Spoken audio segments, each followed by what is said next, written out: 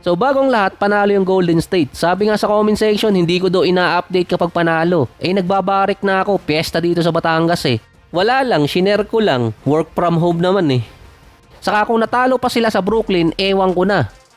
Hindi ko naman sinasabing mahina yung Brooklyn, nagtatangking lang sila. Pero si Draymond Green, pati matanda, hindi pinalusot, pinatulan pa rin eh. Si Butler naman parang galit na galit kay Danny Wolf, tinawag na white boy. May naalala ata na taga Miami. So lipat naman tayo sa kabilang team. Na-disgrasya ang Denver kontra sa Miami Heat. Umiskor ba naman ng 147 points nang walang Tyler Hero at nagsimula yun nung ma-injured si Nikola Jokic. Hindi sinasadyang natapakan ni Spencer Jones ang paa nitong si Nikola Jokic. Hindi na rin nakabalik si Nikola sa second half. 3 starter na ng Denver ang injured. Si Brown, Gordon, Cam Johnson, delikado pa si Nikola. Kahit wala yung 3 core player, basta may Nikola Jokic, sapat na. Halimaw ba naman eh. Sabi nga sa mga headline, kung ang Golden State parang mall dahil sa mga guards, ang Nuggets ngayon parang naging ospital sa dami ng may injury. Nag-aalala tuloy ang coach ng Denver dahil sa naging injury ni Jokic. Idadaan pa naman sa MRI sa susunod na araw, pero ang una kasing nai-report kay Jokic, hyperextend knee nung matapakan yung paa niya. Halos katulad to dati ng kay Paul George na parang gustong lumipat sa likod yung tuhod niya. Halos ganun din ang kay Nikola. Best scenario kay Jokic, hyperextend nilang ang makuha dahil nagre-resulta yon sa bone bruise or knee sprain.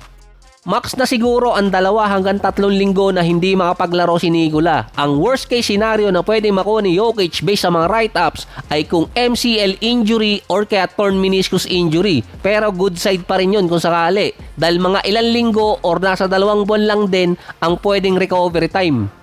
Pero depende pa rin naman yun kung magkakaroon ng surgery sa tuhod ni Jokic. Pero ang pinaka-worst scenario ay magkaroon ng ACL injury itong si Jokic na wag naman sana. Nabasa ko lang yun sa mga insider report. Pero yung hyperextend knee, ang pinakamalalang pwede mangyari lang kasi doon, MCL or kaya ang pinakamagaan bone bruise o knee sprain. Parang katulad lang din kay Giannis at kay PG. Ilang linggo lang din ang pinahinga. Pero yung kay Giannis kasi parang 3 araw lang eh. Kaso si Nikola Jokic kasi masyado na siyang malakas sa mundo ng mga tao. Galing na siya sa mundo ng mga halimaw. Kahit nga si Taguro nag-helmet kapag nagmumotor. Si Victor Wembanyama naman kinall out ng media. Kapag di umano panalo si Wemby, nagpapa-interview at pinagyayabang yung panalo nila. Kapag naman natalo, umiiwas. 3 beses kasing tinalo ng San Antonio ang OKC. Sinundan ng 2 talo naman versus sa tanking team na Jazz at kinakapos na team na Cavaliers. Parehong team pa yun ni Donovan. Halos unstoppable ang San Antonio noong mga nakaraang run nila. Biglang nawala na ang pinagkaiba kasi ng 2 sunod na talo ng San Antonio, binalik si Wembanyama sa starting unit.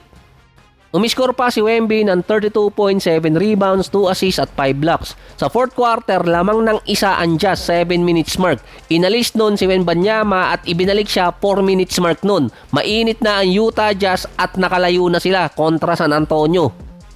Versus Cavaliers naman, last quarter din, 9 minutes mark hanggang 5 minutes. Inilabas nun si Wembanyama dahil sa minutes restriction. Nasa 5 lang ang lamang nun ng Cavaliers kaso pagkalabas ni Wemby, biglang naging 12.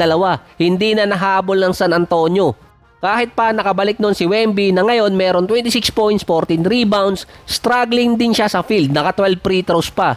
Hindi rin maibalik kasi basta-basta itong si Wemby dahil minamanage pa yung injury niya.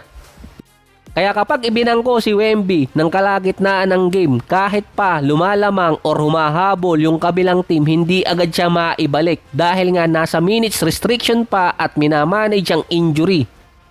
Dahil na-injured si Nikola at hindi pa naman alam kung anong klaseng injury ang nakuha niya at ang San Antonio naman natalo ng 2 sunod, ang team na medyo pumabor sa kanila ang sitwasyon ay Houston Rockets. Puwera usog, nilawayan ko na yung monitor para hindi mabati.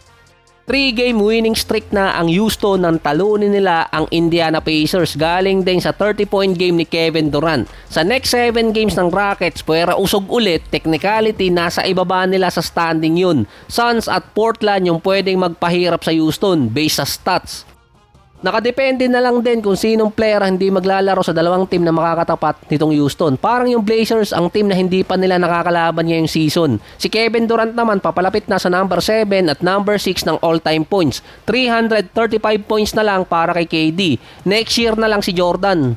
Nag-a-average si Kevin Durant ng 25 points, 4 rebounds, 4 assists, 51% sa field at 44% sa 3-point area. Sharp shooter pa rin si Kevin Durant at jump shooter pa siya sa lagay na yan. Dahil yung 51% mula sa field, pang sentro ang percentage na yun. Ang sunod na kalaban kasi ng Houston ay Brooklyn na isang tanking team.